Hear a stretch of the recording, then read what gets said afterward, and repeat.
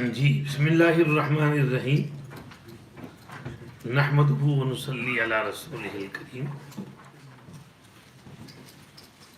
अल्लाहुम्मा सल्लि अला सय्यिदिना मुहम्मद व अला आलि सय्यिदिना मुहम्मद कमा सल्लैता अला सय्यिदिना इब्राहीम व अला आलि सय्यिदिना इब्राहीम इन्नका हमीदुम मजीद अल्लाहुम्मा बारिक अला सय्यिदिना मुहम्मद व अला आलि सय्यिदिना मुहम्मद कमा बारकता अला सय्यिदिना इब्राहीम व अला आलि सय्यिदिना इब्राहीम इन्नका हमीदुम मजीद अस्तगफिरुल्लाह अस्तगफिरुल्लाह अस्तगफिरुल्लाह व ला हौला व ला कुव्वता इल्ला बिल्लाहिल अलिय्यिल अज़ीम।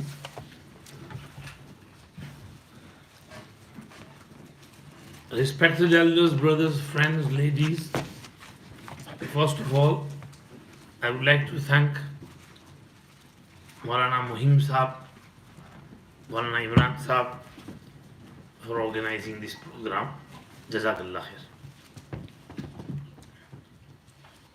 May Allah subhanahu wa ta'ala benefit us through the love of Rasul Kareem sallallahu alayhi wa sallam.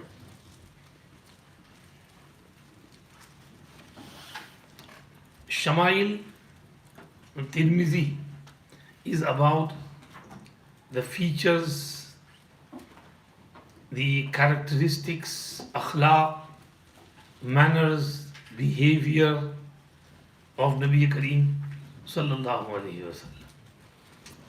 Now you understand why we need to study Shama'il.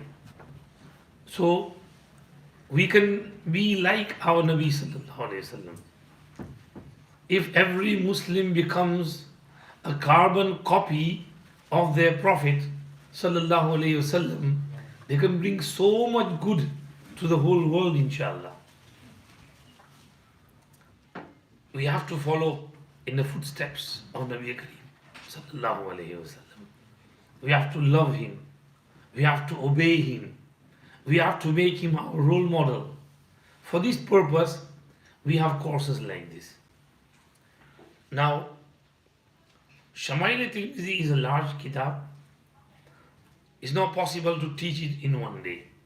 It's taught in madaris, darul ulooms, throughout the year, with several lessons going into every detail.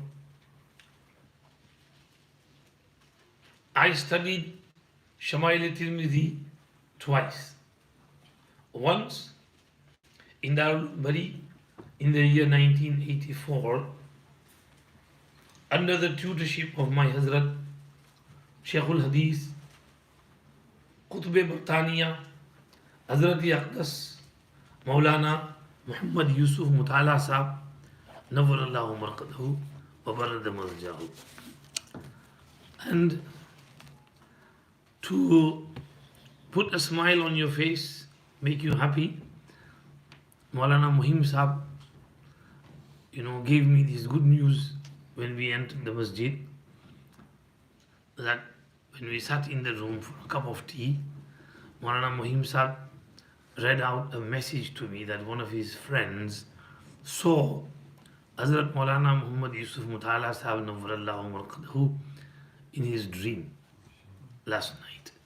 And Nabi Kareem sallallahu alayhi wasallam said that I am coming to your Shama'il course and tell everyone that I am going to test you after every session. Now, this is the tawajjuh of Hazrat Nawwarallahu Marqadahu.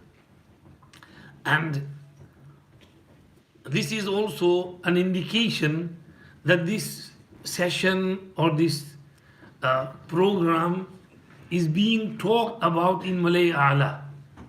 Malay A'la, Malaika Karubiyin, and those high above the heavens, the arwah of Anbiya, Awliya, Siddiqeen, Shuhada, Salihin. Their souls are in Jannat roaming around. They are informed of the events that take place around the world.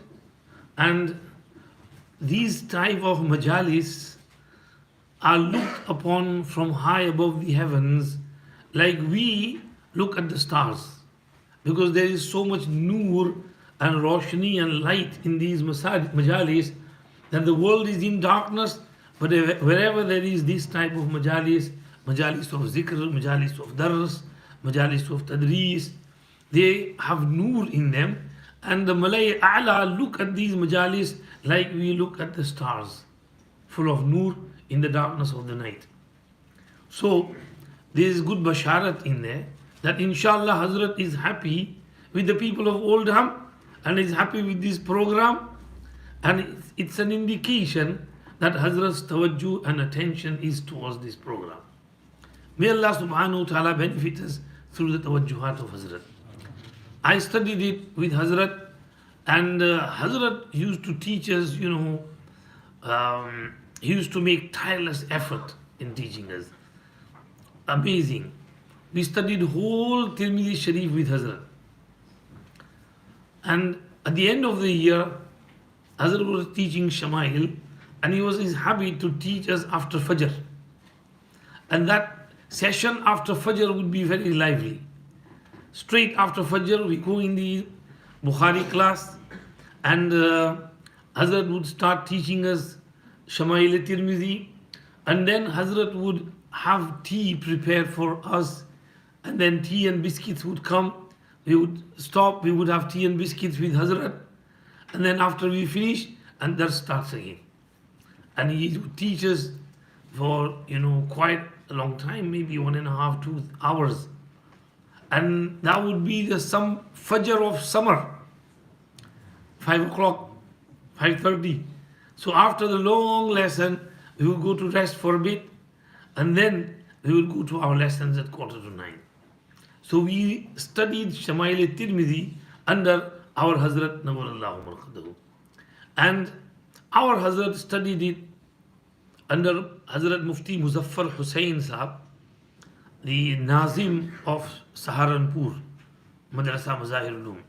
He studied it under Mufti Saeed Ahmad Sahab, and he studied it under Maulana Abdul Latif Sahab, and his Ustad is Hazrat Maulana Khalil Ahmad Saharanpuri, and his Ustad is Maulana Abdul Qayyum Burhanvi, and his Ustad is Shah Muhammad Ishaq, and his Ustad is Shah Abdul Aziz, and his Ustad is Shah Waliullah.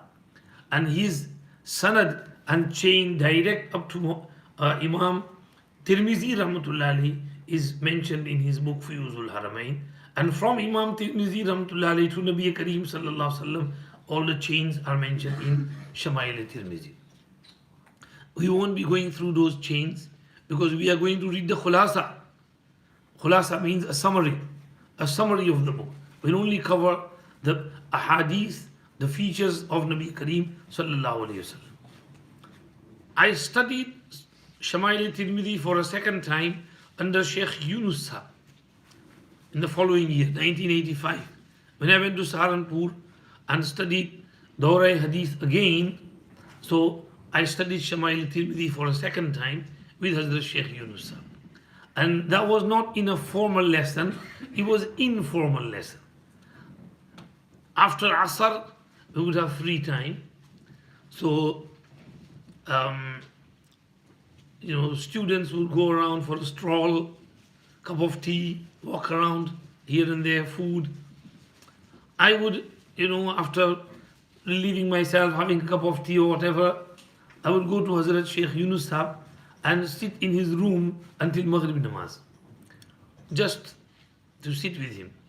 So one day he said, "Hey, you come here and sit, you might as well read some hadith or something." And then he suggested Shama'ile Tirmidhi, mashallah. And then we started reading Shama'ile Tirmidhi.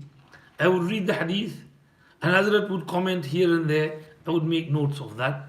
And this is how I studied Shama'ile Tirmidhi for a second time with Hazrat Sheikh Yunus Sahab Nawwarallahu Marqadahu in Saharanpur.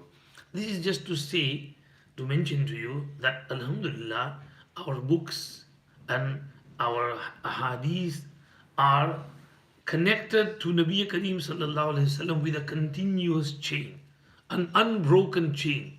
We studied from our asatiza, they from theirs, and this chain goes direct. Every hadith goes direct to Nabi Kareem Sallallahu Alaihi Wasallam. Other mazahib can't can't provide one single hadith of their prophet with an unbroken chain. To Isa alayhi salam, to Musa alayhi salam, to Ibrahim alayhi salam, to other prophets. But we have the privilege that all our hadith are connected directly to Nabi Kareem sallallahu alayhi wasallam. And I give this ijazat to the ulama kiram who are sitting over here and the alimas and apas who have graduated, that you have the permission to narrate Shama'ile Tirmidhi from me, from my asatiza, and your chain is also connected to Nabi Kareem sallallahu alayhi wasallam. Those who are not alim, you can study, you can become alim, and then you can get ijazat as well, inshallah. Because ijazat hadith has its prerequisite requirements. You have to fulfill those requirements. You have to become an alim, a scholar of hadith, and then you get the ijazat. Anyhow, point number 2. This was my chain where I studied Tirmidhi Sharif from. Point number 2, what is the meaning of Shama'il? Sheikh Yusuf al-Nabhani rahmatullah alayhi states that Shama'il is plural of Sham'al. And Shama'il literally means al-akhlaq wa tabaih. Akhlaq, manners. And tabiyat, nature, fitrat, nature of a person is the meaning of Sham'al, Jama' Shama'il. In Qamus, الشمال or الشمال بالكسر الطبع يقال رجل كريم الشمائل يعني في أخلاقه ومخالطته. A man of good shama'il, meaning good nature, good behavior, and nice and soft in mixing with people and tolerating them and in his behavior with them. Such a person is called Rajulun Karimush Shama'il, a man with good nature, good sense of humor, good behavior, good akhlaq. So Shama'il means akhlaq, adat, atwar, behavior, nature. This is Shama'il. Ash-Shama'ilul Muhammadiyah, the akhlaq, adat, and nature of Hazrat Muhammad sallallahu alayhi wasallam is what we're going to study today, inshallah, throughout the course. In Shama'ile Tirmidhi, many other books have also been written about akhlaq, adat, and nature of Nabi Kareem sallallahu alayhi wasallam. Shama'ile Tirmidhi is one of the earliest ones and most widespread and recognized ones. Imam Tirmidhi has brought in this kitab 400 ahadith throughout 56 abwab and chapters. In the first chapter, he's mentioned 14 ahadith regarding the features of Nabi Kareem sallallahu alayhi wasallam, which we will read in a bit, inshallah. Before we move on, now we understand point number 3, the gharz and the motive of studying Shama'il. Why do we study Shama'il? In a nutshell, number 1, first reason is التقرب إلى النبي صلى الله عليه وسلم واستجلاب محبته ورضاه بذكر أوصافه وأخلاقه كما كان يتقرب الشعراء إلى الكرام بذكر أوصافهم. We want to draw ourselves closer to our Nabi sallallahu alayhi wasallam. We want to attract his rida and pleasure, and we want to increase his muhabbat and love by mentioning his awsaf and his akhlaq. And it was the custom of the previous era that the poets, shu'ara, would try to draw themselves closer to the leaders and to the Kareem and noble people by composing poetry in their praise. And they would try to bring themselves closer to them. And among these Sahaba as well, we get like Hassan ibn Thabit, who used to compose poetry in praise of Nabi Kareem sallallahu alayhi wasallam, and Nabi Kareem sallallahu alayhi wasallam would be really happy with him. So we talk about our Prophet sallallahu alayhi wasallam so we can increase his love, bring ourselves closer to him, and attract his pleasure. Number two, Nabi Kareem sallallahu alayhi wasallam has done us a lot of favors.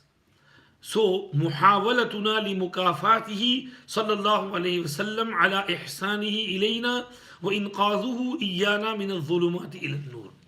We make an attempt to repay some of the favors of Nabi Kareem sallallahu alayhi wasallam towards us. Through him, Allah and his hard work and effort, Allah subhanahu wa ta'ala saved us, gave us Iman, Quran, Hadith, and Allah subhanahu wa ta'ala brought us out of zulumat towards the nur, from darknesses to light. So for that reason, we talk about our Nabi sallallahu alayhi wasallam. Number three, when you know the sifat and attributes and akhlaq or kamalat of a person, then you do start to love them. If you're into sports, you will support a team, you will have your favorite player in that team, Mo Salah or whoever he is. But you study them, you know about them, you love them. So Nabi Kareem sallallahu alaihi wasallam Shama'il, akhlaq, adat bring in us the love of Nabi Kareem sallallahu alaihi wasallam, and this will result, when that muhabbat and love increases, this will result in kamale iman, takmile iman. It will perfect our iman and belief. The more we love our Nabi sallallahu alaihi wasallam, the more perfect and complete our iman will be. That's in the hadith. لا يؤمن أحدكم حتى أكون أحب إليه من والده وولده والناس أجمعين. So we need to bring within us the love of Nabi Kareem sallallahu alaihi wasallam in order to perfect and complete our iman. This is why we study his Shama'il. And number four, اتباعه واقتداؤه فيما يمكنه. We want to follow him and do his ittiba' in whatever is possible for us. For example, كسخائه وحيائه وحلمه وتواضعه وزهده وعبادته. For example, his sakhawat, generosity, his haya, modesty, his hilm, forbearance, his sabr, patience, his tawadu', humility, his zuhd, abstinence from the luxuries of this world, asceticism, and his ibadat, his worship. When we read all this in his Shama'il, we try to follow him as much as we can. This ittiba' and iqtida is one of the aims behind studying the Shama'il of Nabi Kareem sallallahu alayhi wasallam. Now we move on to the kitab. Maulana Imran Saab will read, and I will do a little bit of explanation of the kitab. Now this kitab, Khulasatul Shama'il, which you have in front of you, we read a little bit about page 17 about the authors. पढ़ लो authors के बारे में. About the authors, Imam Abu Isa Tirmidhi, one of the greatest names in the science of hadith. Imam Abu Isa Muhammad. Mic करीब करो, close to your mouth. Imam Abu Isa Muhammad ibn Isa ibn Sawra al-Tirmidhi was born in 210 after Hijri in Tirmiz, a small city in South Uzbekistan. He traveled far and wide in his pursuit of the prophetic hadith and narrated from Imam Bukhari, Muslim, Abu Dawood, Qutayba ibn Sa'id, and Muhammad ibn Bashar, among many others. Many great hadith scholars also benefited from him and were honored to be among his students. He was renowned for his piety, abstinence, and remarkable memory. His lofty status can be gauged from the accolade of his one teacher, Imam Bukhari, who said to him, "The benefit I have taken from you is more than what you have benefited from me." ما استفدت منك أكثر مما استفدت مني. Because Imam Tirmidhi Rahmatullah Ali had a very inquisitive mind. He used to ask a lot of questions. And when you ask a lot of questions, the ustad, the teacher, also has to jog his memory and give proper answers. So Imam Bukhari Rahmatullah is the Ustad and Imam Tirmidhi is his student. And the Ustad is saying to the student, I benefited from you more than what you benefited from me. So, Imam Bukhari wouldn't say this to anyone. This is Imam Tirmidhi's maqam. And also Imam Tirmidhi was very wide read and he had lots of asatidha of his own as well. And he had a lot of najweed. Imam Bukhari used to benefit from that as well. Chaliye. Among his famous works are Shama'ile Muhammadiyah and Al-Jami al-Kabir. Al-Jami al-Kabir is his sunnah. One of the 6 major hadith collections, more commonly known as Sunan al-Tirmidhi. Imam Abu Isa al-Tirmidhi passed away in 297 after Hijri, leaving behind a great legacy of students and unmatchable works. He was born in 210 and died in 297. Kitni life hui? 87. Imam Bukhari was born in 194 and died in 256. So Imam Bukhari was how many years older than Imam Tirmidhi? 16 years older. That's why Imam Bukhari is Ustad and Imam Tirmidhi is the student. Chaliye, this is a little bit. Imam Tirmidhi Rahmatullah alayhi had a, like Imam Bukhari, had a computer chip memory. In his old age, he became blind. He was going somewhere and whilst traveling, in one place, he ducked down, lowered his head. People asked him, why do you lower your head? And he said, there's a tree over here and we normally duck down here when we pass by. And they said, no, there's no tree here. Imam Tirmidhi was shocked. He said, no. He said, get off the right, inquire. And they got off the right and camped over there and asked the locals. And they said, yes, there was a tree over here and we had cut it down. Look at his memory. And it's a tree. And even after becoming blind, he knows he's passing by and his memory is so sharp. So Imam Tirmidhi was Imam Tirmidhi. His mazar is in Uzbekistan. People go there. Inshallah, one day we'll go together to that area and we'll visit Imam Tirmidhi as well and Imam Bukhari as well and all that area, inshallah. Chaliye. Now, this book is the Khulasa of Shama'il. Who did the Khulasa of it? Sheikh Muhammad Abdul Hayy al-Kattani. Unke halat pad lo. Ji. Sheikh Muhammad Abdul Hayy al-Kattani was born in 1302 after Hijri in Fez, Morocco. 1302. That's roughly 100 years, just over 100 years ago. Chaliye. He received his early education by his illustrious father, Sheikh Abdul Kabir al-Kattani, and his brother Sheikh Muhammad ibn Abdul Kabir, before moving on to study under great scholars at the renowned Institute al-Qayrawaan. Al-Qayrawaan. Renowned Institute of Qayrawaan. You know what is Qayrawaan University?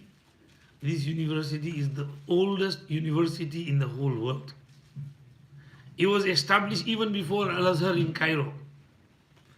And who was it established by? A lady, Fatima al-Fihriya al-Qayrawaniya.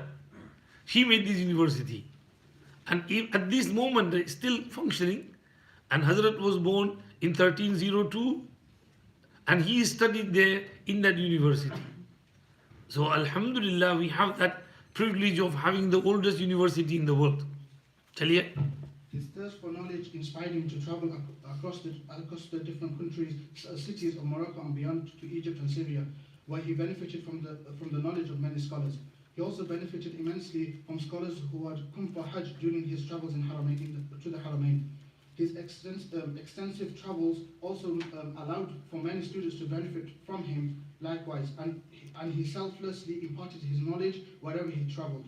Towards the end of his life, Sheikh Muhammad Abdul Hayy experienced a number of difficulties from the authorities in Morocco, who ordered for all his property to be seized, which included his unique library comprising thousands of rare books and manuscripts. He moved to Nice, France, where he passed away in 1382. 1382 is roughly 1962. So around about 1962. Chaliye. So this Khulasa was compiled by him. And this is the Arabic of the Khulasa. Muniyatul Sa'il, Khulasatul Shama'il. So we'll move on and inshallah wherever there is need, I'll read from here as well. Hazrat writes here, Alhamdulillahi haqqa hamdihi, wassalatu wassalamu ala khayri anbiya'ihi, وأعبده وعلى آلهم وصحابتهم القادات وسائر الأتباع والسادات وبعد فيقول محمد عبد الحي بن عبد الكبير القتاني الحسني الإدريسي إنه لما يسر الله سبحانه وتعالى من محض المن والفضل بالوصل بعد الفصل ووفقنا لختم كتاب الشمائل وصفات سيد الأوائل والأواخر سيدنا محمد النبي الأعظم والرسول الفرد الأكرم صلى الله عليه وسلم وذلك في يوم الأربعاء 28 رمضان سنة 27 و300 وألف حبب إلي أن أعيد للحاضرين ومن حضر درس الختم خاصة خلاصة ما تحت كل باب من أبواب النيف وستين غرر تلك الخصائص وخاص تلك الغرر ذات الفضل المبين فأمليتها مهذبة محبرة لا متكلفة ولا مبعثرة فرغب إلي بعض الحاضرين ممن شاقه سماع تلك السمات التي فضل بها على صلى الله عليه وسلم على العالمين أن أدونها كذلك فوقع طلبه مني موقع الاستحسان رجاء فضل مبلغ الخير الذي هنالك فدونته اختصارا لطيفا سهل الفتح منيفا أبدلت عبارة الراوية المعلقة بعبارة مبدولة وحافظت على جوهرة المعنى التي هي بدلالة الإعجاز مشمولة. So this is مقدمة and then he mentioned his sanad as well and then he started the first chapter. चलिए यहाँ खुलासे का पढ़ लो इसको ज़रा. His physical description. On the authority हाँ of पहले ये हो गया ना खुलासा. In the name of Allah, most merciful, most kind, all praise for Allah, as His right is to be praised. Blessings and peace be upon His prophets, their families, their companions, and those who followed them. Now we move on to his physical description. Ji. his physical description. On the authority of Sayyidina Anas ibn Malik radiallahu anhu, who was heard to say, number one, the Messenger of Allah sallallahu alayhi wa sallam was neither very tall nor short, neither was he pale white nor dark. He did not have very curly nor very straight hair. Allah sent him as a prophet at the age of 40. He stayed in Mecca for 10 years and in Medina for 10 years. Allah took him at the age of 60, where there were barely 20 white hairs in his head and beard. Shama'ile. Our master The hadith is clear. He was neither very tall nor short. He wasn't very tall like some people stand out in their height. And he wasn't short either. He was of a medium height, like normal human beings of that time. Hazrat Umar was very tall. Sayyidina Abu Bakr was a bit tall as well. But Nabi Kareem sallallahu alayhi wasallam was not that tall. Neither was he pale, white, nor dark. Pale white, like tuna, like milk. Milk is pale white. Nabi Pak sallallahu alaihi wasallam's color was not like that, right? And he wasn't dark complex, like our colored brothers are. Rather, he was in the middle. The Arabs, right? Asians. Alhamdulillah, we Asians have a nice color. The white men have to go on holiday to get that tan. So Alhamdulillah, Nabi Pak sallallahu alaihi wasallam's color was very beautiful. One riwayat will say, Kana azhar al-lawn. His color was shining. Chamak thi us color mein. So, Nabi Pak sallallahu alaihi wasallam's color, he was not pale, nor was he dark.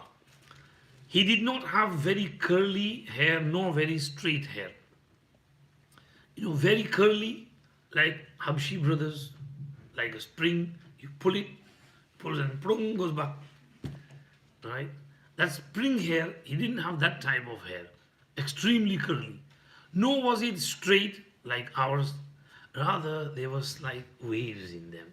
When he would comb them, you could see, like when water of a pond is sakin and still, but you throw a stone in it and the waves form in the water. Similarly, his hair had beautiful waves in them. That's very beautiful hair. His hair was long, and they had a little bit of curl in them. And Allah sent him at the age of 40, meaning made him a Nabi. He stayed in Makkah for 10 years. This 10 years is majaz. Sometimes they reduce that qasr. So instead of 13, they mention the nearest figure. The nearest figure is 10. Right? Like when they say Hazrat Aisha's marriage was done when she was 6 and consummated when she was 9, they mention the nearest figure. She was just over 6 years and a few months, and consummated just over 9 years and a few months, maybe close to 10. So they mention the nearest figure. She was a grown-up woman. She wasn't a small child. Minor. She knew how to do all the housework and cook food and everything. That's why she started living with Nabi Kareem Sallallahu Alaihi Wasallam. She used to do everything after that. So many times they mention the lesser amount and mention the nearest amount. So he stayed in Makkah for 10 years. How long did he stay in reality in Makkah Mukarramah for? 13. And in Medina for 10 years. This is exact amount. He stayed in Medina for 10. And Allah took him at the age of 60. Again, the nearest figure. He was how old when he died? 63. Where there were barely 20 hairs in his head and beard. Meaning, even though he was 63, he had gone through a lot of worries and griefs and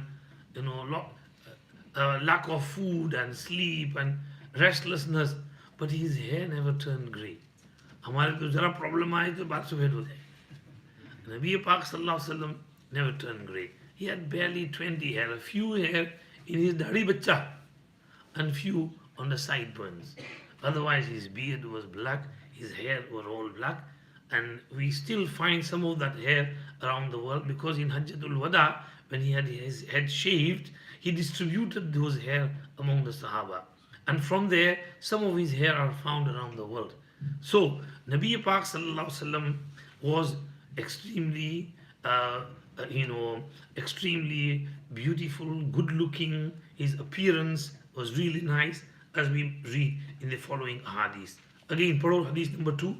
Our Master Anas radiallahu anh and others who described him say that he was of medium height, neither tall nor short. Ji. His complexion was the color which is praised by the Arabs, white inclining to redness. White inclining to redness. That's light tan on there. Chaliye. His noble hair was neither curly like the hair of Africans, nor large and soft like the hair of Persians. Allah sent him as a prophet when he was 40. He stayed in Mecca for 10 years and then the same, and indeed more in Medina. Allah made him die at the age of 60, if we round down. Otherwise, if we round down, this is a round figure. If you look inside, round down. Chaliye. Otherwise, it is established that he died when he was 63. May my soul be his ransom. When there were not a single white hair in his noble head and beard, not counting what was in the hair below his lip and temples. He was broad-shouldered, i.e. wide at the upper part of the back, and had a broad chest. Broad shoulders. Some people's shoulders go down, fall down, but he had broad shoulders, and his chest was broad as well. Chaliye. He had a handsome, soft body and was balanced in both height and build. Handsome and soft body, and was balanced in both height and build. Okay, a medium height, and his body was medium as well. Chaliye. He had fully fleshed palms and feet. The palms, they had full flesh in them. Okay, and in feet as well, full flesh in the feet as well. Chaliye. He had a large head and large joints. Large head meaning relatively. He didn't have a small head. He had a large head and relatively, chaliye, and large joints. The joints, the wrist, the elbows, the shoulders, knees. When they are large, meaning he's strong. His build is strong. When bones and joints are large, that means you are of a strong personality. So he was a very strong personality. Chaliye. Such as the shoulders and knees. He had hair which ran from his chest to his noble navel like a fine line. He didn't have excess hair on his chest and shoulders and forearms and upper arms. His hair, his chest was relatively free of hair. He did have one line of hair going down from his throat right up to his navel. Other than that, his chest and other areas were free from hair. Like when a newborn baby doesn't have excess hair on the body, just that which is needed, like on the head, on the eyebrows and whatever. But the other hair, he didn't have excess hair on the body. This is to say, chaliye. His like has not been seen before or after him in any aspect. He did not have a wide face, but he was somewhat round. कहाँ गए? Uh, have you missed something or have I missed something? तो ये page पूरा पढ़ लिया हाँ चलो हाँ हो गया his like has not been seen before him or after him in any aspect. This is the hadith of Sayyiduna Ali karramallahu wajhahu. Sayyiduna Ali karramallahu wajhahu said lam ara qablahu wala ba'dahu mithlahu sallallahu alayhi wasallam. I have not seen before him or after him anyone like him sallallahu alayhi wasallam. So Sheikh is doing the tarjama of that of Ali karramallahu wajhahu. Ji. The white and black of his eye was very intense. The hair of his eyelashes was long. He did not have hair over his entire noble body, but only on his face, i.e. his beard. He did not have a white face, but it was somewhat round. The white and black of his eyes were very intense. In the eyes you have whiteness. Right? That was very intensely white. And the black pupil, some have blue, green, other colors. His pupils were black in color. Chaliye. The hair of his And the hair of his eyelashes were long. Eyelashes, when they are long, is beautiful. So his eyelashes were long and beautiful. Chaliye. He did not have hair over his entire noble body, but only on his face, i.e. his beard, shins, and forearms and shoulders. Chaliye. When he turned his entire body, he did not just turn his neck. When he turned around, someone called him, Ya Rasulullah. He wouldn't just look like this. He would turn around to him. Yes. What do you have to say? He paid attention fully when someone called him. Chaliye. He was the most beautiful of people by heart, as it was free of every His heart was a golden heart, pure heart. He did not keep any malice, hatred, rancor, jealousy in his heart or any vice. He had the most pure, he was the most beautiful of people by heart. Chaliye. He was the truest of people in speech, softest in nature, and noblest in company. Chaliye. Whoever saw him suddenly trembled due to his awe. Whoever mingled with him loved everything about him. This is from Hazrat Ali karramallahu wajhahu. Man khalatahu ma'rifatan ahabbahu. Man ra'ahu badihatan habahu. Wa man khalatahu ma'rifatan ahabbahu. Whoever saw him suddenly would hold him in awe. But when he would interact with him, talk to him, he would begin to love him, sallallahu alaihi wasallam, because of his personality. Chaliye. He was great in himself and esteemed in the eyes of people. كان فخما مفخما. Fakhman, great in himself, and mufakhaman, esteemed by others. Everybody used to hold him in high esteem, friends or foes. Chaliye. His noble face shone like the full moon. He was above what was above his temples, i.e. his forehead, was wide. His eyebrows were arched and complete, but not joined together. Between his eyebrows was a vein which appeared red when he was angry. Between his eyebrows was a vein. When something happened, he wouldn't get angry for himself, but if someone broke a command of Allah, violated any sanctity of a religious instruction, then he would be really angry. Nobody would withstand his anger. So when he would be really angry, then this vein would erupt between and it would start boiling and we would realize that he's really angry. Chaliye. He had a moderately long nose with a fine tip. There was a light that covered it, so that someone who did not look carefully would think that he had a high bridge with a raised top. अच्छा ये पूरा पढ़ लिया था चलो हो गया. He had a moderately long nose with a fine tip, an aquiline nose. चलिए, his nose was not flat, it was not big, a long nose with a fine tip. चलिए. He had a lot of hair on his noble beard there was a light that covered the tip of the nose, so that someone who did not look carefully would think that he had a high bridge with a raised top. चलिए. He had a lot of hair on his noble beard. His noble beard was full, right? Large beard. It was dense and it was covered his chest. Right? So he had a very nice, beautiful beard. Ji. Without it rising up onto his face and cheeks. It wouldn't rise on his face and cheeks. So it was from below. Okay? But it was full and dense. Ji. His cheeks were not protruding. He had a wide mouth and there was a gap between his teeth. Cheeks were not protruding. They were not coming out. Right? They were not coming out. And he had a wide mouth. So when he would speak clearly. चलिए. And there was a gap between his teeth or incisors. The teeth, the front two teeth, there was a little bit of gap. When he would speak, people could see some noor coming out from between those two teeth. That was, Allah subhanahu wa ta'ala made him like that. चलिए. He had fine hair between the chest and navel. हाँ. His noble neck was like ivory and pure like silver. Ji. His limbs were proportionate. He हाँ. was stalwart without being loose-limbed. His abdomen and chest were level. Meaning he didn't have a belly coming out, right? His chest and his abdomen were same level. Ji. Each limb was bare or hairless. Each limb which was bare and or hairless was very luminous and shining. Shine. His color was shining color. Ji. There was no hair on his noble abdomen or breast. Ji. He had wide palms. Wide palms, large. Ji. He had moderately long fingers. Long fingers. Ji. He had a high sole, i.e. the middle part of the foot which does not touch the ground when one walks.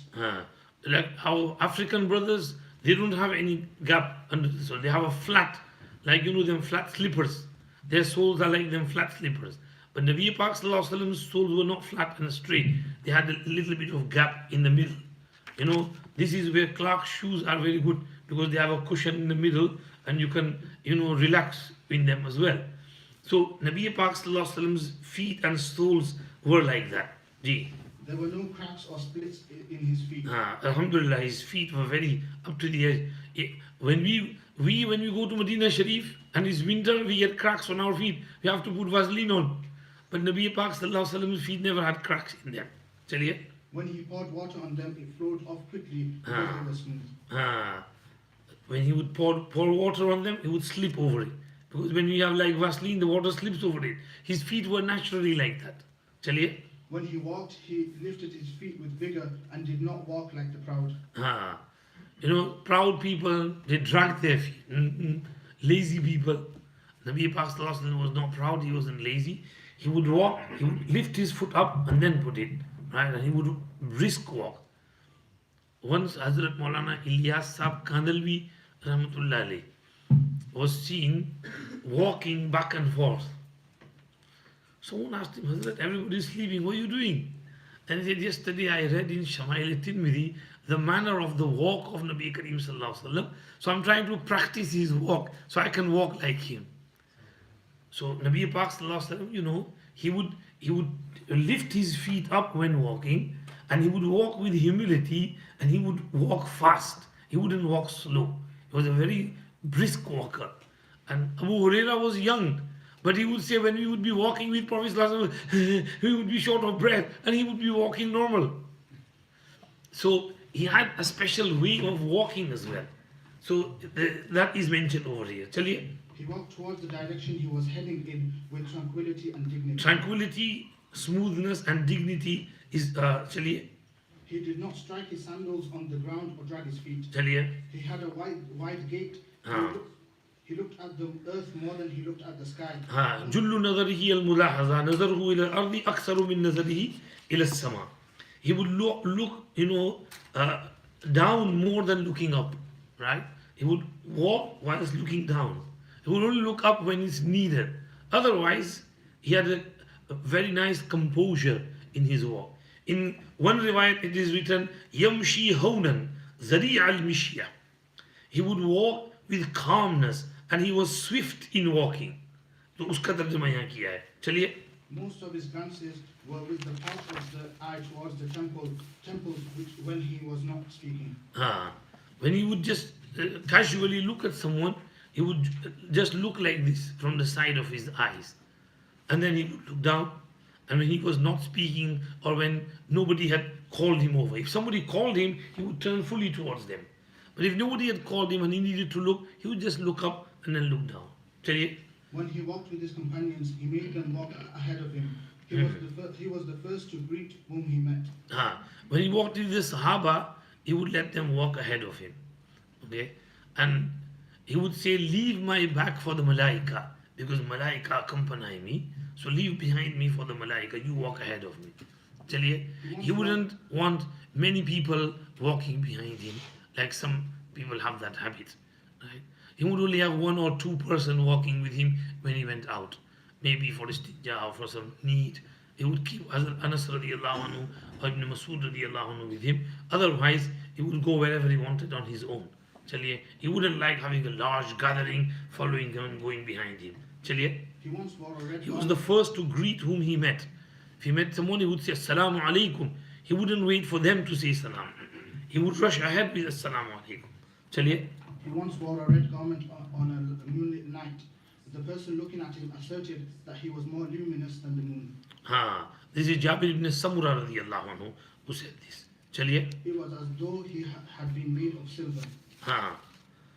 His blessed face was Silver is shining. He was also extremely shining. Chaliye. His blessed face was not glaringly bright or long like a sword, but rather it was luminous like the moon. Chaliye. The prophets ﷺ were presented to him, i.e. while he was awake or in a dream, in their original appearances. Our master Ibrahim al-Khalil ﷺ resembled him. When our master ﷺ spoke, it was as though a light emanated from the gap between his incisors. Chaliye. This is the first chapter completed. What do we understand from this chapter? That Nabi Kareem sallallahu alayhi wasallam was extremely good looking. Allah had made his whole body from head to toe, from his hair to his toes, his face, his forehead, his eyes, his nose, his mouth, his ears, his cheeks, his beard, his shoulders, and his arms, his fingers, and everything of his body was, to the best and most proportionate manner.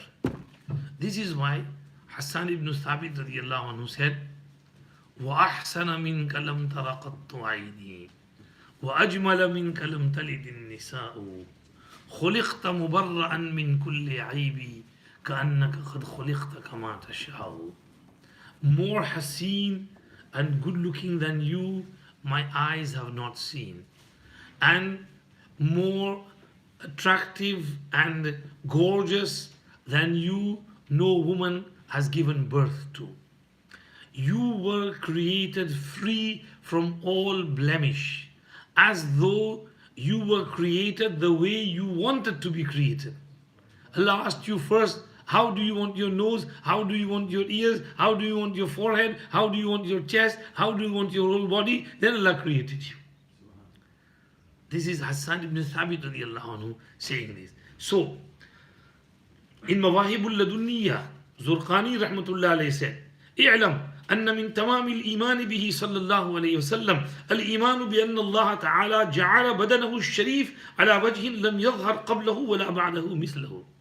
Know that it is from the perfection of belief that a person believes that Allah subhanahu wa ta'ala made the body of his Prophet sallallahu alayhi wasallam in such a manner that it was not made for anyone before him and nor for anyone after him.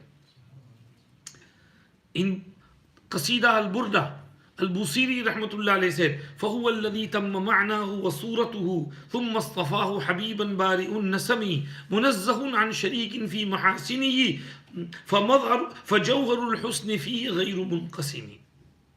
Hazrat Anas radiallahu anhu said, كان رسول الله صلى الله عليه وسلم أحسن الناس وأجود الناس.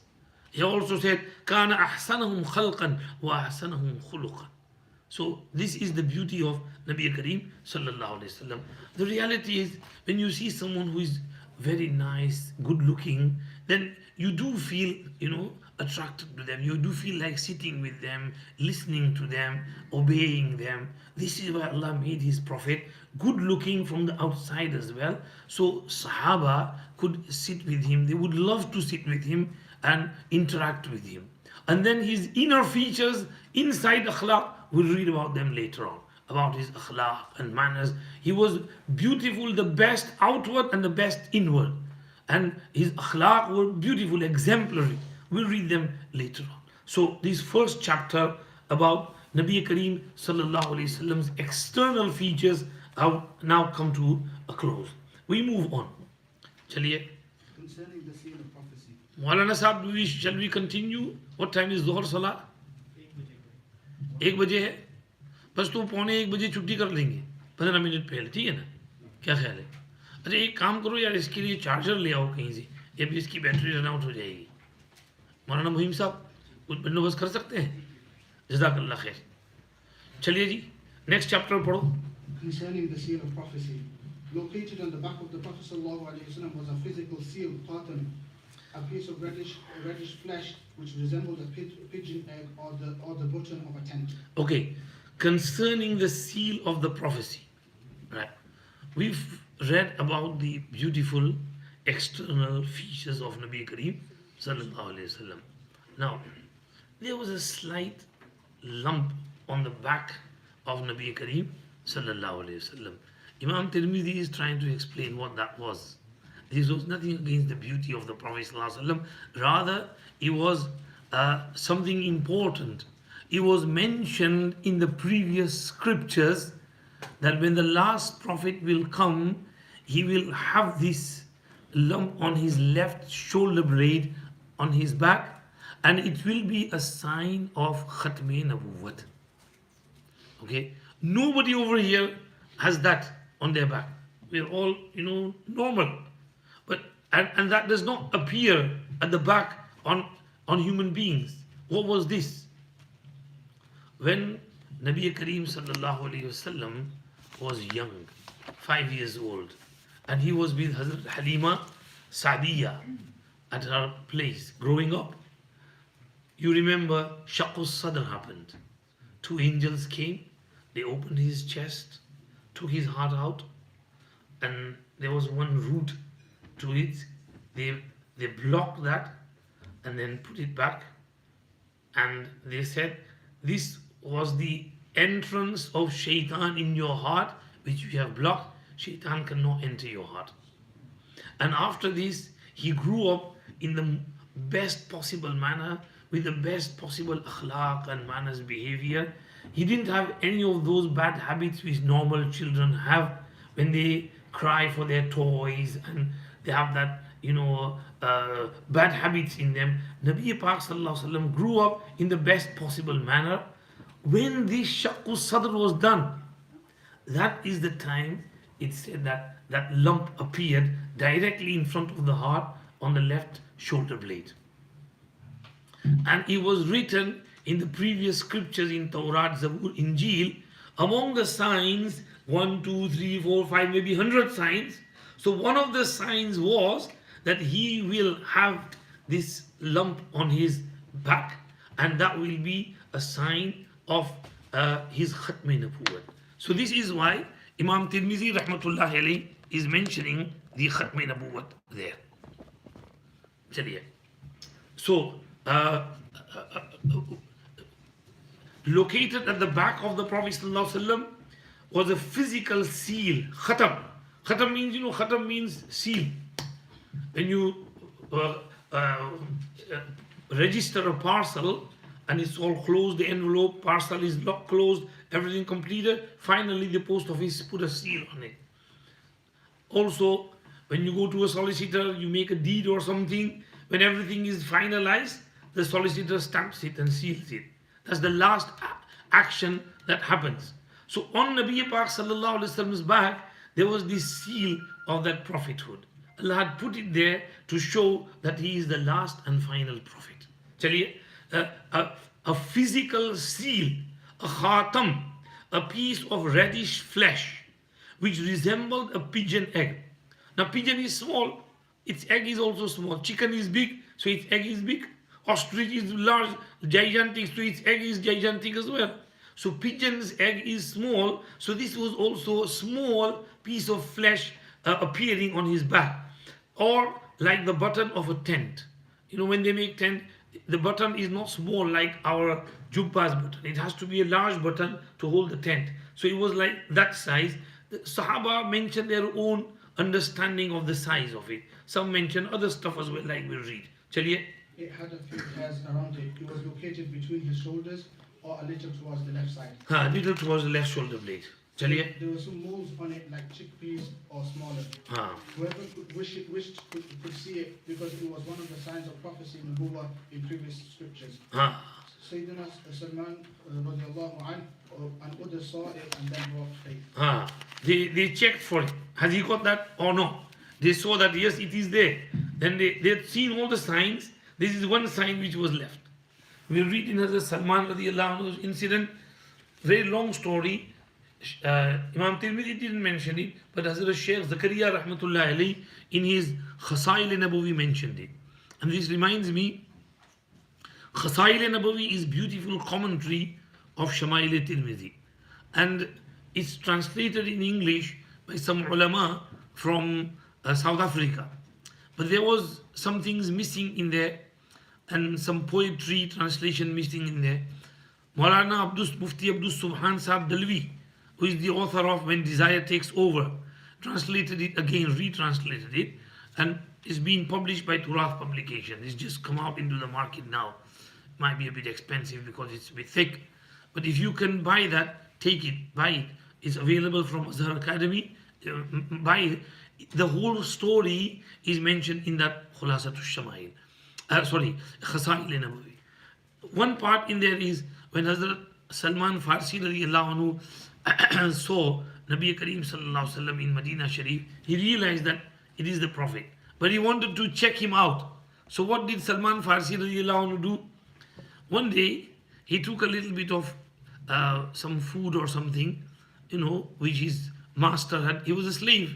So whatever his master had given him, he took that, he brought it to Nabi Kareem sallallahu alaihi wasallam, and he said, this is sadaqah.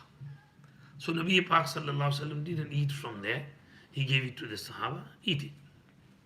After a few days, he came back and he said, with some more food, and he said, this is a hadiyah, gift. And Nabi Pak sallallahu alaihi wasallam himself ate from there as well, and the Sahaba also took part in there. He said, this is one sign. Because it was written in the scriptures that the last prophet will not take for himself any sadaqah or charity, but he will accept gifts. So he's seen this sign. He has seen the other signs as well. There was one sign left. He wanted to see this Khatm Nabuwwat, seal of the prophethood. And Nabi Pak sallallahu alaihi wasallam realized. So he was going around walking, and he realized Nabi Pak sallallahu alaihi wasallam released his shawl, and he saw that Khatm Nabuwwat, seal of the prophethood at the back. And he said, that's it now. And he embraced Islam. Ashhadu an la ilaha illallah wa ashhadu anna Muhammadan abduhu wa rasuluhu. So this was there. It was written in their previous scriptures. They noted it and they embraced Islam, believed in Nabi Kareem sallallahu alayhi wasallam. Chaliye aage. The hair of his head. We move on to the third chapter now. Ji. He sallallahu alayhi wasallam let his hair grow long. He would shorten it and at times leave it. Whoever saw him in a particular state described him accordingly. Hence, his hair was seen halfway down his ears or to the earlobes and beyond. Sometimes he distributed his hair into 4 curls, placing one curl on either side of each ear. At times, he would let his hair loose at the back without parting it. Previously, he would part his hair. Nabi Pak sallallahu alaihi wasallam's Mubarak hair, right? He normally had zulfa hair, right? He only shaved in Hajj or Umrah. Otherwise, he wouldn't shave his head, right? He used to have long hair. Sometimes they would be up to his earlobes, sometimes below the earlobes, and sometimes they would be touching the shoulders, right? This is the longest amount which is meant, not lower than that, right? Some people keep zulfa hair right behind and then they make, like ladies, chotli bante hain, phir yahan wo mora banate hain, right? Like that new footballer Haaland, right? That's no good. ये तो लड़कियों के बाल हैं, there's women. ऐसा नहीं होना चाहिए. Up to the earlobe, below the earlobe, or just on the shoulders. And his hair Mubarak are called Wafra, Limma, Jumma. 3 names for it. There's detailed for it over there. So, all those sitting over here, when you've read this, try and keep Zulfa Bal. Rakhenge Zulfa Bal, inshallah. Zulfa means long up to the earlobe. Alright? Maybe just below, maybe onto the shoulders. This is Sunnah hair. Right? And This is why we say don't keep funny hairstyles, copying others. Copy your Prophet. Sallallahu Alaihi Wasallam. This is sunnah hair.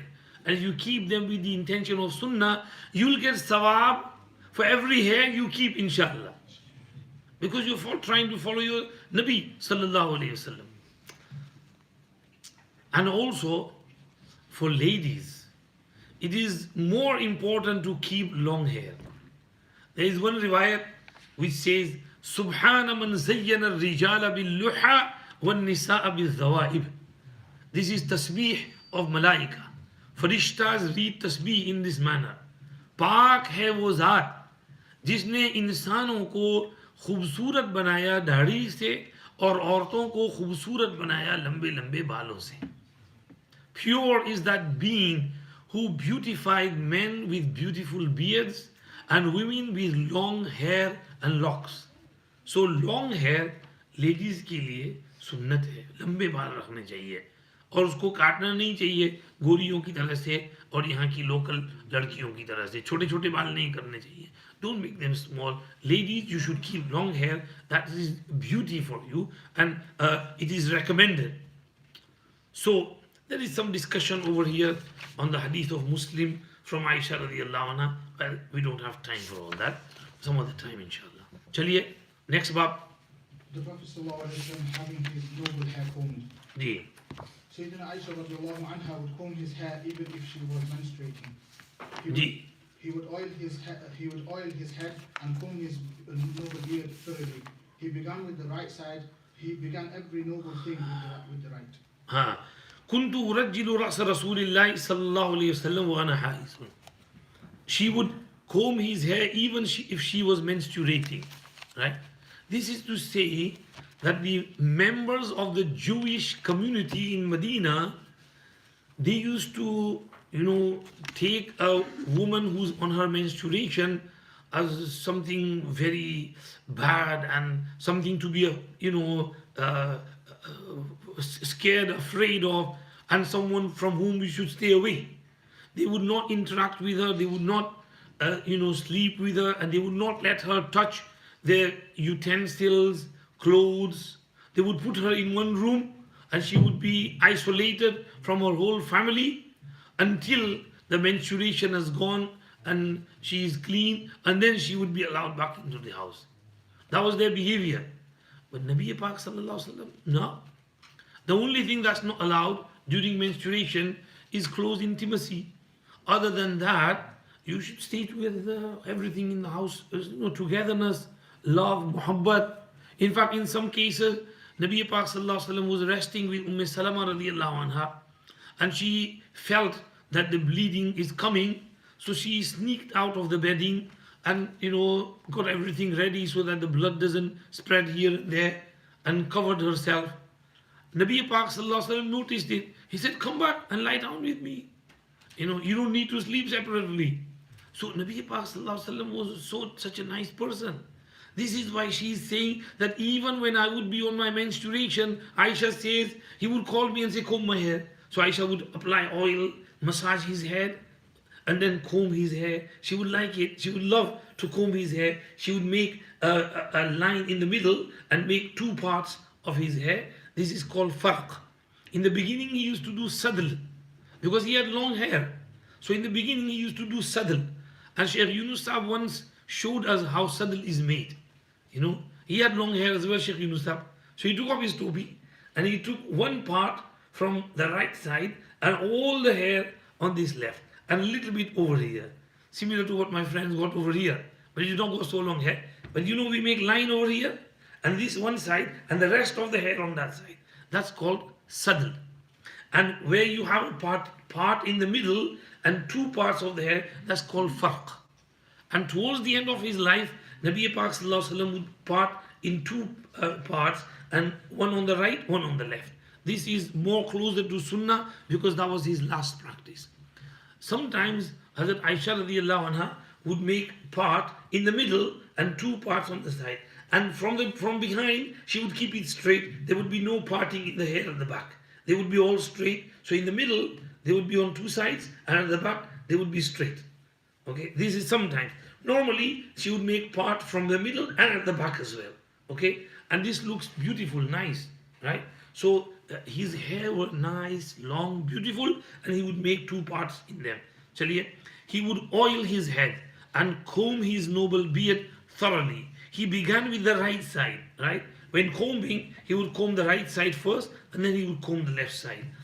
And he began every noble thing with right. Aisha radiallahu anha said in hadith, إن كان رسول الله صلى الله عليه وسلم ليحب التيمن في طهوره إذا تطهر وفي ترجله إذا ترجل وفي تنعله إذا انتعل أو كما قال. And why did he like starting from the yameen and right? Because right in Arabic is called yameen, right? And he liked yameen because Ashabul Yameen, ma Ashabul Yameen. And the opposite are called Ashabul Shimal, ma Ashabul Shimal in Suratul Waqiyah. The Jannatis will be Ashabul Yameen, who will be given their certificates in their right hands. And the Jahannamis will be given in the left hands. So he would like doing everything good with his right hand, with his right side. When he would wear right hand first, the right pajama, right side first, shoes, slippers, right shoe, right slipper first, and then left. In every good thing, he would start from the right. In wuzu, we wash the right hand first, and then the left. The right foot first, and then the left. So he would love doing good things with the right hand. And those things which are not good, he would do them with the left hand. Right? Like istinja with the left hand. Okay? Blowing nose with the left hand. Okay? And taking clothes off, left first. Entering the toilet, left first. Exiting, right first. So this was his sunnah. This is his way of life. Right? And we should try and follow that sunnah. The more closer we are to the sunnah, the more beloved we will be to Allah subhanahu wa ta'ala. Because Allah loved his Nabi and he chose the best for him.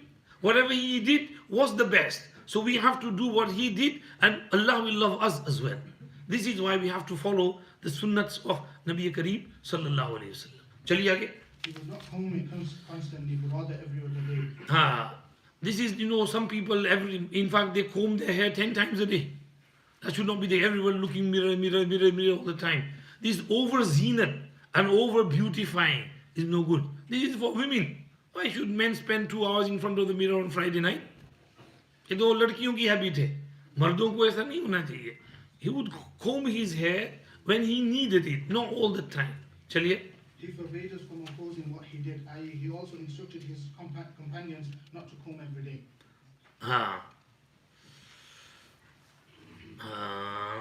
यहाँ क्या लिखा है? وَنَهَانَا أَن نَفْعَلَ خِلَافَ مَا يَفْعَلُ. He forbade us from doing against what he did, opposing what he did. Meaning that he said, you should also avoid combing your hair all the time. Just comb it from time to time when there is need. There is riwayat of Abdullah ibn Mughaffal radiyallahu anhu which says, Naha Rasulullah sallallahu alayhi wasallam anit tarajjuli illa ghibban. Anit tarajjul illa ghibban. Gahe, when it's needed, according to the need. Ji. The fragrant white hair. His fragrant white hair. Chaliye. A synopsis of the narrations is that he had white hair in 3 places.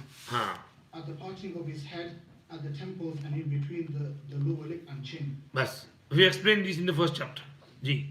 He had more in the part in that part than the rest. Ji. After applying oil to his hair, the white Meaning hair, in the lower lip, chin. Lower lip and chin area. This area, he had more white hair in this lower lip. Okay. इसको उर्दू में कहते हैं दाढ़ी बच्चा. This is दाढ़ी and this is the बच्चा. So दाढ़ी बच्चा, he had some little bit of hair in there and little bit on the sides. Otherwise his दाढ़ी was all black. चलिए. After applying oil to his hair, the white hairs were less visible. When he would apply oil, the white hair would be less visible. Ji. The total number of white hairs were close to 40. 40. In one riwayat 20, here 40. It's just a brief estimate. चलिए. Whoever counted less considered what was in a particular area. Ji. his white hair increased in a relatively short period of time. Very quickly. He became white very quickly.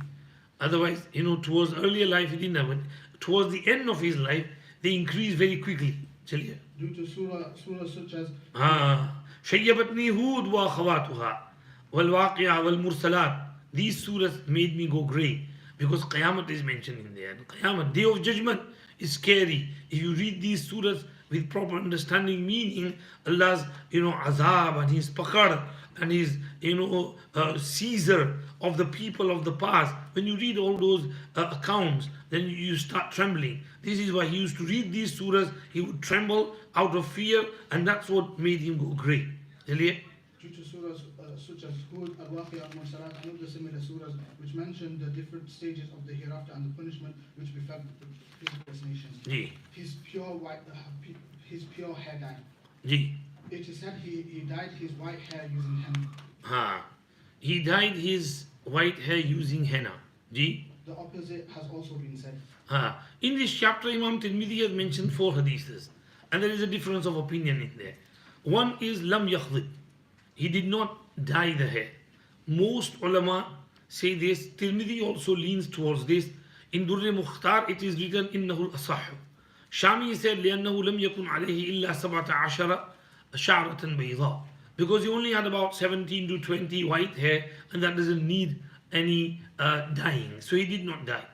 Number 2, Al-Bayjuri al-Shafi'i Shari'u al-Shama'il lean towards that he did put some dye occasionally. Hazrat Shaykh Rahmatullah Alayhi said perhaps these different riwayat are due to mukhtalif ahwal. In some halat he did apply a little bit of dye, but that was not black in color because he forbade black dye. It was other color, dark reddish or dark brown color. That is okay. The masala over here is al-khidab mustahabun inda al-Hanafiyya. Dyeing white hair is mustahab according to Hanafiya's madhab. Like Mufti Taqi Usmani Sahab, he's got orangish beard, so it's mustahab, desirable to do. It's not wajib, it's not faraz, it's mustahab, desirable. Amma al-aswad fa makruhun. Black khizab is makruh, Hanafi madhab. وعند الشافعية الخضاب سنة والأسود حرام. Shafi'iyya say khidab, dyeing is sunnat and black color is haram. Okay, this is Shafi'iyya mazhab. Hanafiya mazhab is dyeing itself is mustahab and black is makruh, severely disliked. Avoid black because of the hadith of Abu Bakr Siddiq radiallahu anhu's father. When he embraced Islam and he was brought to Nabi Kareem sallallahu alaihi wasallam, his head and his beard was like a white flower, sughama. Nabi Pak sallallahu alaihi wasallam said, غيروا هذا وجنبوه السواد. Change this color and avoid black color.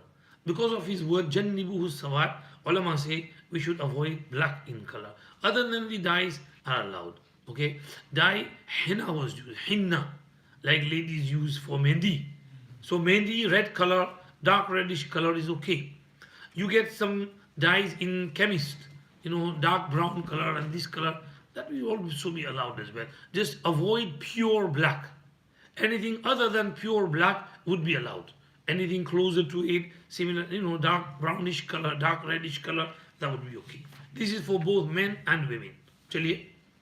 His sallallahu alayhi wa use of coal. He had a coal bottle from which he applied coal Surma. Ji. every night before going to sleep 3 times in each eye. He commanded us to do this and encouraged the use of ifmit. He said it clears the sight, i.e. increases its light, and makes the hair, i.e. eyelashes grow. إنه يجل البصر وينبت الشعر. सुरमा लगाना आंख में मुस्तहब है. इसमें आंख का भी फायदा और इत्तिबाए सुन्नत का भी सवाब. Apply surma, benefit for the eye and sawab of ittibae sunnat. Sheikh Yunus Sahab rahmatullahi alayhi said, रात को लगाना बेहतर और मुफीद है. to apply surma at night is better and beneficial.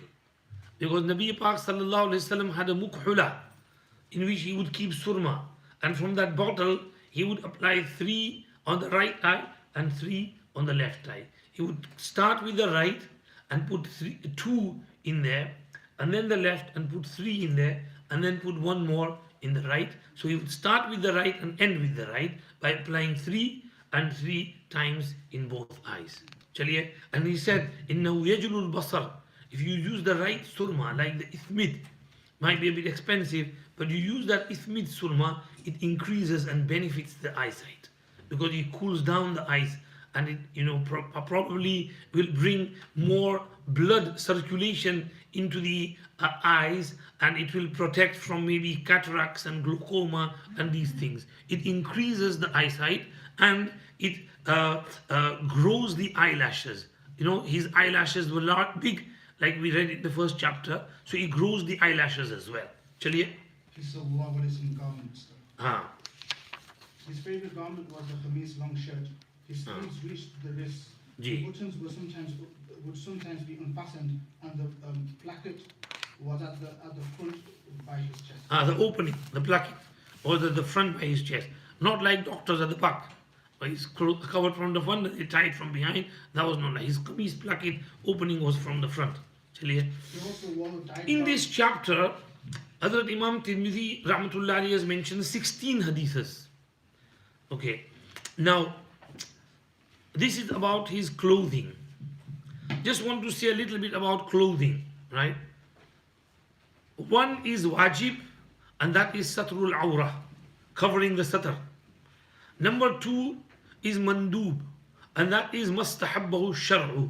What Shariat has said is mustahab, mithlul bayad lil jum'ah wal jadid lil Eid, like white color for Friday and new clothing for Eid.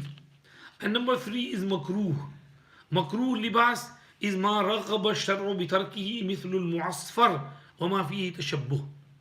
That which Shariat has said we should avoid, like the orangish color, saffron color, or in which there is tashabbuh and resemblance of others. That would be makruh. And number 4, haram, that is silk for men, which is not allowed for men. Silk is allowed for women only. Pure silk is not allowed for men. So these are 4 types of libas. Wajib, which is covering the satar. Mustahab, what Shariat has said, mustahab, of covering the whole body, right? And the arms as well, forearms, upper arms, is covering mustahab, like the qamis of the Prophet ﷺ, which we've just read now. I'll go over the hadith again. And number 3, makruh, where Shariat said don't wear this. Okay? Nabi Pak ﷺ said regarding one libas, la yanbaghi hadha lil muttaqeen. Muttaqeen should not wear this. And in other place he said, innama hadha min zijil mushrikeen. This is the attire of mushrikeen. La talbashuma. Don't wear these 2 clothes. So there are some clothing which he disliked, and he said don't wear these. That's makruh. And 4th is haram, and that is silk for men, which is allowed for women. Now, his favorite garment was qamis, long shirt. Okay? And his long shirt reached half of his shin. Okay? So it was below his knees and up to the half of his calves shin. He wouldn't go right down to his ankles. Right? We are allowed to wear it as low as the ankles, but what is not allowed is to let it loose below the ankles. If the qamis goes below the ankles, then that will be called isbal. And isbal is severely makruh. Makruh tahrimi. We should avoid isbal of the jubba and qamis as well. So he used to wear long shirt, and his sleeves reached the wrists. Where did they reach? Below, up to here, the wrist. So we should cover this. क्या कहते हैं इसको, forearm and upper arm. Okay? Some people say यार नमाज तो हो जाती है ना इसमें. Maulana Bilal Sahab Hafizahullah said yesterday in his bayan, भाई नमाज तो यार इससे भी हो जाती है, and if your chest is open still namaz हो जाएगी, because satar is only from navel to knees, right? So keep your chest open as well. Why don't you keep your chest open? You want to cover it, so cover your upper arms and forearms as as well. Wear the sunnat libas of Nabi Kareem sallallahu alayhi wasallam when coming to the masjid. Khudu zinatakum inda kulli masjid. This is the sunnah libas. His sleeves reach the wrists. The buttons would sometimes be unfastened. Right? Sometimes, occasionally, when he was feeling hot, he would unfasten his button. This is to mention one hadith that one Sahabi entered and Nabi Pak was sitting in a very relaxed and simple manner like normal people, and his buttons were unfastened. And he was just, I don't know, something happened to him. But from then on, he never fastened his buttons. Throughout his life, he kept his buttons open. Because of that special moment in which he saw the Prophet ﷺ that kept in his mind, appearing in his mind, and he kept his buttons unfastened all the time. So based on that, he said over here, sometimes they would be unfastened, and the placket was at the front by his chest. He also wore dyed garments from Yemen, which were patterned and contained red and were coarse textured. He would place them on his shoulders. Okay, over here, Sheikh Yunus or Hazrat Sheikh Rahmatullah Alayhi said that his qamis was long and short. Why did he like qamis? One riwayat is Kana habba thiyab ila Rasulullah sallallahu alaihi qamis. He said, number one, because qamis se badan achhi tarah dhakta hai. With qamis, the whole body can be covered beautifully. That's why he liked the long robe qamis. Number two, isme kapda kam kharch hota hai. It uses less cloth. Whereas in large sheets, you need more cloth. So in qamis, less cloth is used. And number three, isme takabbur paida nahi hota. When you wear qamis, it doesn't bring pride in your heart. Whereas if you wear other flashy clothes, you might feel a little bit of pride in yourself. And number four, isme tajammul or zinat hai. There is tajammul, beautifying, and zinat in qamis. That's why he used to wear it. Another point to note over here is that he wouldn't wear different clothes for night dress, nightie. We have nighties different. Prophet ﷺ would only wear one qamis and he would sleep in that qamis as well. At most, he would take it off when he would want to go to sleep, but he wouldn't have different clothing for the nights, for morning, for this occasion, that occasion. Chaliye. He would place that on his shoulders. When he wore a new garment, he would say, and he would name it and say, Allahumma laka alhamdu kama kasawta bihi, as'aluka khayrahu wa khayra ma suni'a lahu, wa a'udhu bika min sharrihi wa sharri ma suni'a. This is a dua of wearing new clothes. Ji. His favorite garment included those which were made of striped cotton or linen, ibara, which were adorned and beautified. Yeah. He wore a red garment and also wore a green mantle, i.e. a garment with green stripes. He wore a red garment and also wore a green mantle, green chadar, with garment with green stripes. A garment with green stripes. Not pure green, which is attractive, but a garment with green stripes and red stripes on them. What is the hukum of wearing red garment? There is mukhtalif aqwal in there. I'll just mention what Hazrat Gangohi Rahmatullah Alayhi said. Hazrat Maulana Rashid Ahmad Gangohi Rahmatullah Alayhi said, मर्द के लिए फतवा की रूह से जायज़ है, तकवा की रूह से तर्क करना औला है कि उलमा में मुख्तलफी है. Red color is allowed for ladies, no problem. They can wear any color they like. But for men, red color from fatwa side might be allowed, from taqwa side should be avoided. What we are talking about is bright red color, okay? Slightly reddish, maroonish color or red stripes, that is different. We are talking about bright red color. So there are about 8 aqwal in there, which Shaykh has mentioned in Shama'ile Nabawi. Hazrat Gangohi Rahmatullah's opinion is, very clear. That it would be allowed. We wouldn't say red garment is haram. If it's too flashy, there'll be karahat in there, makruh in there, right? Avoid it. Don't wear United and Liverpool shirts, right? Especially not to the masjid. चलो football खेलने जा रहे हो तो समझ में आ गया football खेल के आए निकाल दिया लेकिन मस्जिद में ऐसे शर्ट पहन के नहीं आने का there's devil on there shaitan on red devil shirt. Bright red color should be avoided by men. Okay, this is all bright colors, whether bright red, bright yellow, bright orange, these are for ladies, not for men. Men should avoid them. One riwayat said tibur rijal ما ظهر ريحه وخفي لونه وطيب النساء ما ظهر لونه وخفي ريحه. The beauty of man is in that where the fragrance emanates but the color is hidden. And the beauty for women is where the fragrance is hidden but the color appears and looks nice and beautiful. So Allah Pak has compensated them both, men and women, and given you instruction guidance for both. So we should avoid bright colors. This is the aim. Chalo padlo jali jali. He also wore And bright green should be avoided as well. If it's dark green or green with stripes, there's no harm in there. Chaliye. he also wore threadbare. Not very bright, attractive, flashy green color. Chaliye. He also wore threadbare clothing. Huh. He sometimes dyed his clothes with saffron. This is sometimes dyed his clothes with saffron. Hazrat Shaykh Rahmatullah Alayhi said, लेकिन ज़ाफ़रान का असर बाकी नहीं रहता था. He dyed it, but when washing, the color was kacha. So the color faded away. It was very light colored. This is the one explanation. Number two, Hazrat Shaykh Yunus Sahib said two things. Number one, يمكن أن هذا قبل الممانعة. It is possible that this happened before prohibition. Because Qayla saw this, the narrator of the hadith, in the beginning, but towards the end of his Madani life, he forbade saffron color. And he said, don't use zafran color, avoid that zafrani color. Zafrani color is bright orange. That's not for men.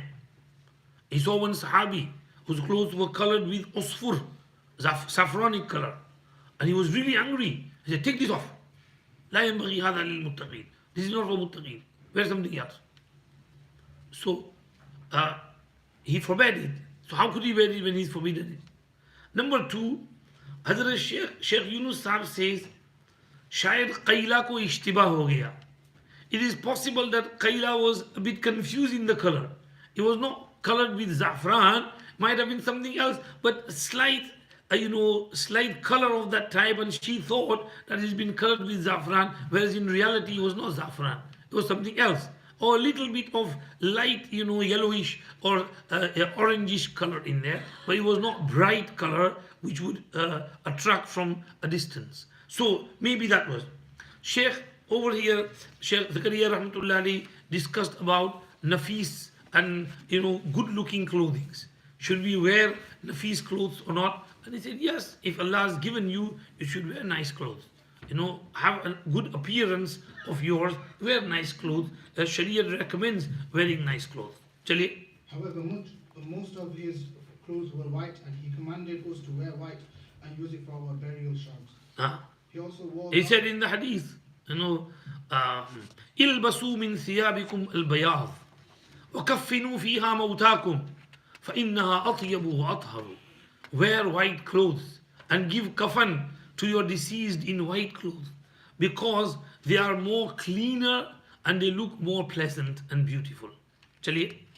He also wore garments made of black wool. He wore Black wool, this is when in winter. There were times in winter when it's in Medina Sharif, it's really cold, chilly. So he wore garments made from black wool. Chaliye. He wore a Roman jubba with narrow sleeves. This is in the hadith of Mughira ibn Shu'ba in Tabuk. When he went for Battle of Tabuk, he was gifted a Roman jubba by someone. Meaning it was made by the Romans. They used to wear that Roman robe as well. So he wore that Roman jubba and the sleeves were tight. He tried to do wudu and roll them up, but he couldn't. So he pulled his hand out from beneath and then he put the thawb on his shoulder and then he washed his hand. And same with the other sleeve as well. So he wore that type of Roman jubba as well. Now this shows that we can wear clothes made by disbelievers, and we don't have to wash them when we wear them first time, provided there is no visible najasat on there, right? So you wear them first time, as soon as you buy them, you put them on, you're allowed to wear them, okay? Unless if there was some visible najasat on there, then you would have to wash it, make it pak. Other than that, also it shouldn't be some special cloth of some of their rituals or something like that. Avoid that. Okay. Other than that, any cloth, jubba made by non-Muslim, or most of our jubbas are made by Chinese. They come from China. The Fan or Sealan, Shia Khan, whatever. So no problem if kuffar make it, we can wear whatever they have made. Okay. But make sure your libas is according to the sunnat of Nabi Kareem sallallahu alaihi wasallam, which we have explained above, that he used to wear qameez, which was long, covering his whole body up to the half of his shins or calf, and the sleeve would be up to his wrist. Chaliye, आगे his khuf, leather socks. I think we'll break over here. Give 15 minutes for istinja. What do you say, Maulana Muhim Sahab? Break kar le? Okay. When will the next session start? Inshallah, Salah is at 1 o'clock, and then inshallah after Salah, 1 o'clock time will start here. So, okay, there's ready-made tea there, so inshallah we'll serve tea. So if anyone needs to go for wudu, there's wudu pan upstairs, here. But there's very less toilets here, so you can go downstairs to the main wudu pan, inshallah. And anyone who doesn't need the toilet, you can also, the samosas, the Salah here, just help yourself, inshallah. No, sir, I didn't understand properly. Next session will start at 1:50. अच्छा, अब कब तक चलेगा? और खाना पीना? अच्छा, खाना असल बात है. अरे यार भूख अभी लगी है, तुम असल बात खिलाओगे? अच्छा, चलो भी कुछ समोसा खिलाओ. ठीक है भाई, we'll meet at 1:15 इंशाल्लाह. अस्सलाम वालेकुम.